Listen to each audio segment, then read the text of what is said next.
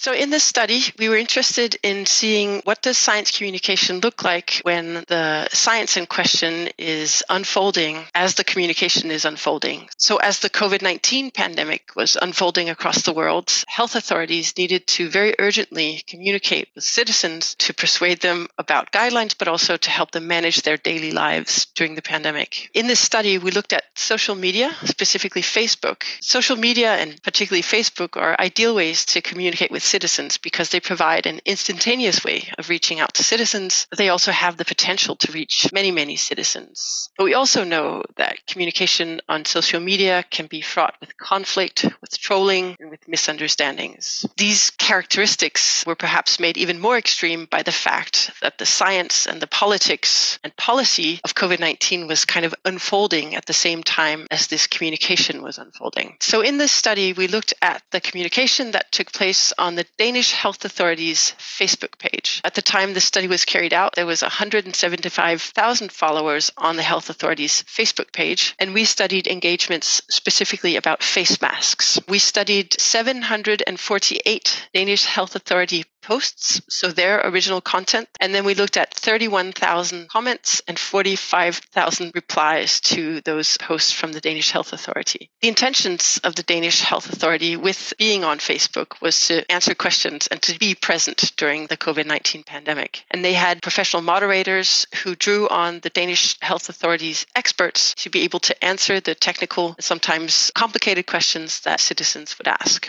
There was an intention to be quite transparent in their communication. They only would hide the engagements if that engagement had dangerous misinformation, if it was racist, or if it had aggression towards other users. And we found here 4 kinds or forms of communicative engagement between the Danish Health Authority and the citizens. So the first kind of communicative engagement was citizens seeking information and justification. So citizens would be asking questions, wanting often to do the right thing. These kinds of engagements would place the Danish Health Authority as the expert. We also saw another form of communicative engagement, and we call this giving feedback, but also lack of response. And this is because there was a lot of feedback about the guidelines that it would post. Much of this feedback was actually negative. There was a lot of criticism about the rules and regulations, especially when these rules and regulations changed. So when the guidelines about wearing a face masks in public spaces changed, there was a lot of negative feedback, a lot of criticism, and we categorized those engagements as giving feedback. But we also included what we call lack of response, because many of these posts would be accompanied by just emojis, maybe smileys or a thumbs up, or maybe just silence. And that would usually be the way that people would respond to something where they simply accepted, okay, this is the new guideline, for instance, I accept that, and then they would move on. So the third kind of communicative engagement was giving information, claiming expertise, where citizens would respond to the Danish Health Authority posts by sharing their own knowledge, positioning themselves or others as the experts, in addition perhaps to the health authority. Often these citizens would add content to the Facebook webpage, so they would link perhaps to peer-reviewed articles or to other sources of information. Finally, the last form of communicative engagement that we observed in this study was what we call emotional offloading. And this was often quite angry or emotional responses to guidelines. There was often profanity, often quite rude emojis also sometimes, and it was often kind of hit and run engagement. So people would post an angry response to something and then they wouldn't engage further. So finally, we found that one important implication of this perhaps was to do with communicating what Latour would call science in the making. So science that would unfold at the same time as the communication was unfolding. Recommendation perhaps from the literature is to be quite transparent about science being constantly evolving and communicators not always being able to give the correct answer. And I think our study highlights this need not just to communicate in a transparent way about how science works, but also the difficulties. And we saw this especially with the reactions to the changes in guidelines about wearing face masks in Denmark.